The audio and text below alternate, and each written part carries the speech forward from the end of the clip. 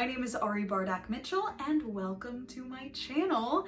I am a performer, playwright, composer, D&D podcaster, costumer. I do a lot of things and I've been wanting to start a YouTube channel for many years, probably since I was a kid in one way or another, and I've actually made several test videos that probably won't see the light of day because I got nervous, but that ends today. I thought I would start off by doing an extended version of a video that I've seen floating around the short form content spaces, and that is an audition season recap. This year I had my first real audition season. I've done a few auditions in the past during audition season, but it was like 1 or 2, whereas I did a lot more this year. And I thought I would share with you some of the statistics and then some of my takeaways from the season. So let's get started. I have made a Google Slides presentation, little visual aid. Let's start with some of the statistics. This season I did 12 auditions of different kinds. I did 2 in-person auditions, 2 theater conferences. I attended A1s and SATC, Southeastern Theater Conference. Southeastern Theater Conference. And then the rest of them were self-tapes. I got 5 callbacks in total. Of those callbacks, 2 of those were purely dance callbacks. Both of those happened at the theater conferences. And then I got 3 character-specific callbacks. Fun thing about this one is that I actually got one from each audition type. So one of these came from an audition conference from SETC, one of them came from a self-tape, and one of them came from an in-person audition. So audition season doesn't exactly have a specific start and end date, but it's generally considered to be the beginning of the year, I think January to March. I've counted through October because that's when I filmed the first audition.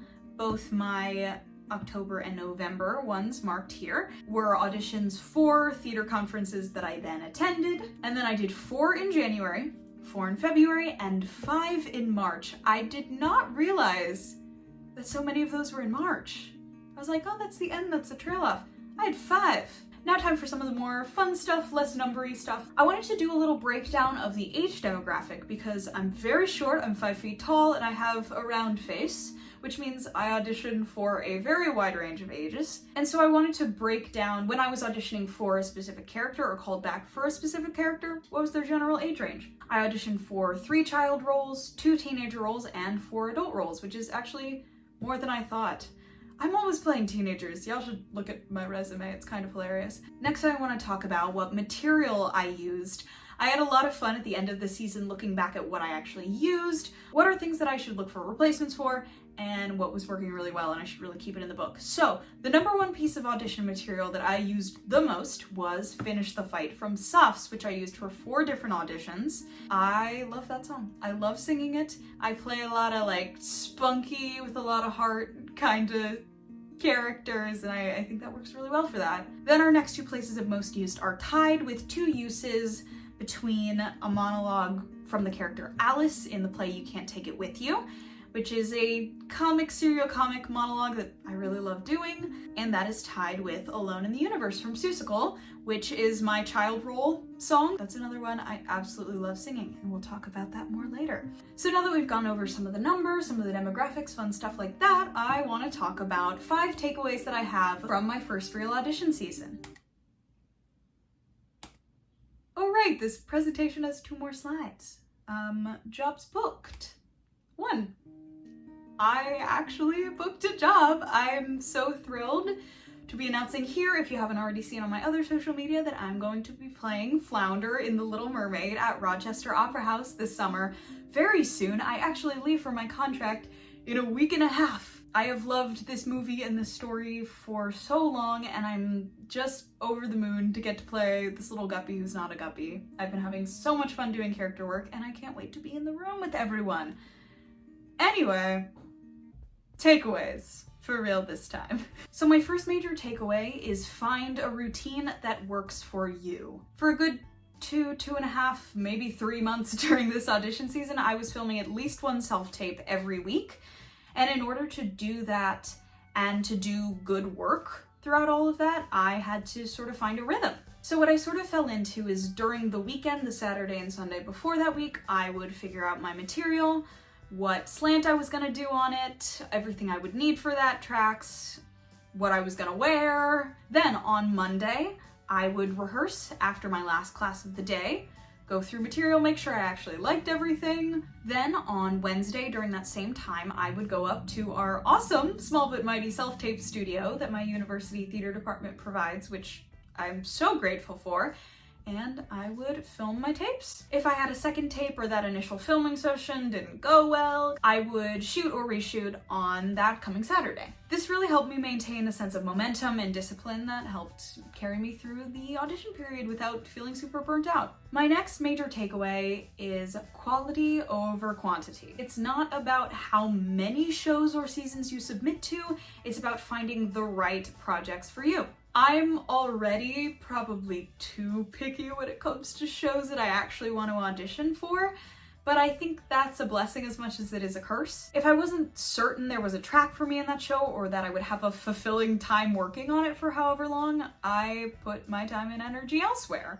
And I think that was also ultimately to my benefit in avoiding burnout. Sort of in connection with that, you control your career, aka you don't have to do anything you don't want to do. Obviously, you do have to do things that you don't want to do. Sometimes I did not want to film the self-tape. That's not what I'm talking about.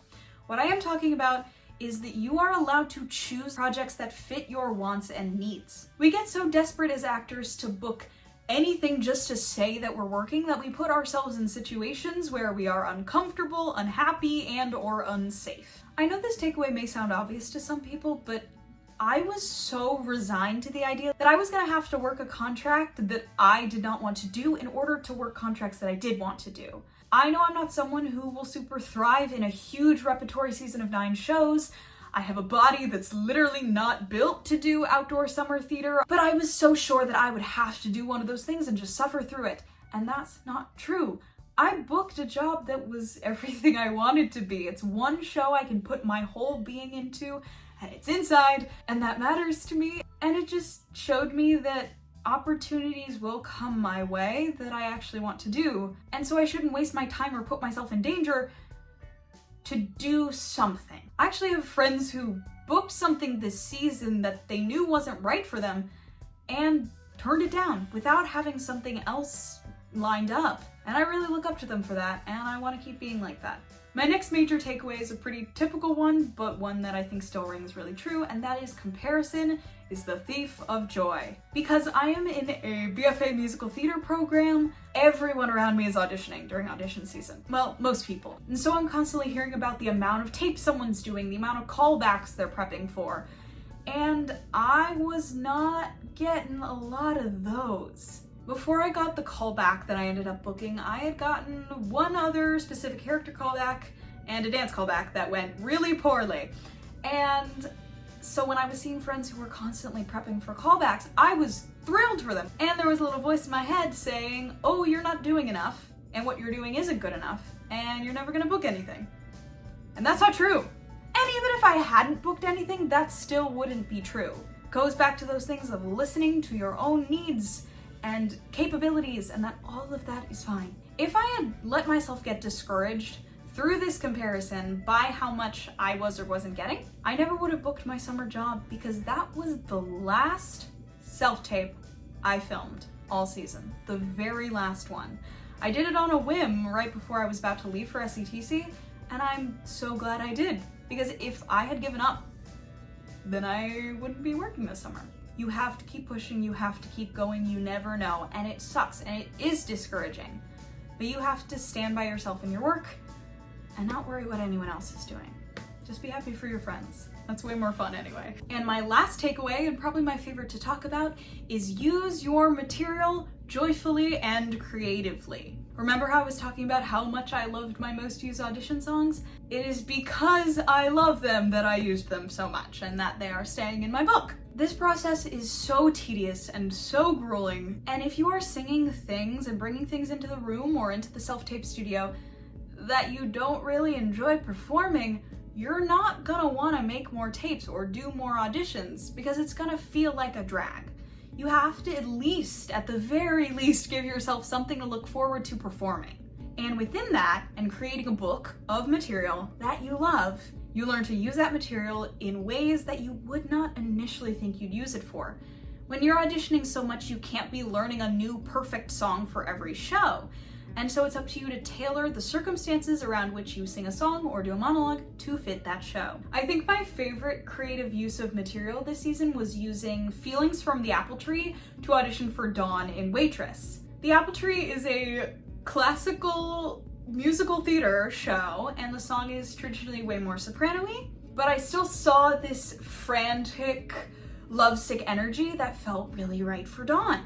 So what I did to transform that material was, one, use a more contemporary styling, put in more mix whenever possible, and a little bit of more belty, mixed belty where that made sense, and I truly just used a Southern accent.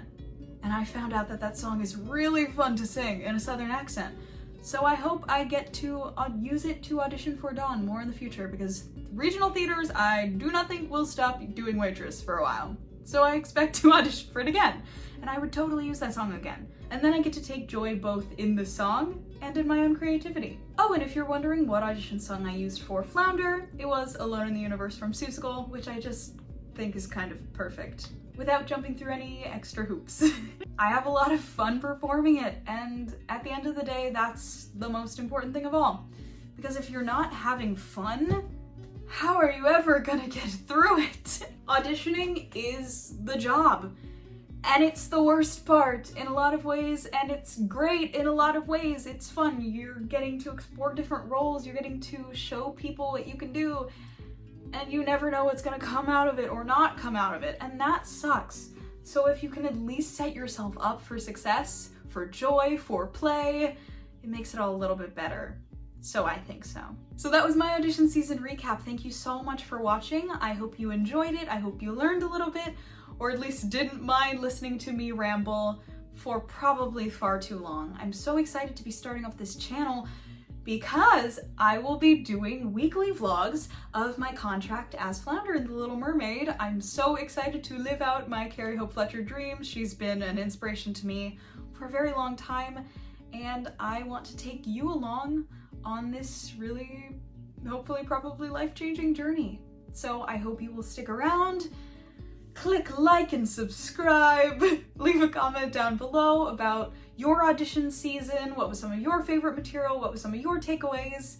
And I will see you very soon. Ah! me and my hypermobility are nervous. Haha, it's fine. I feel like I'm slating. I hate slates.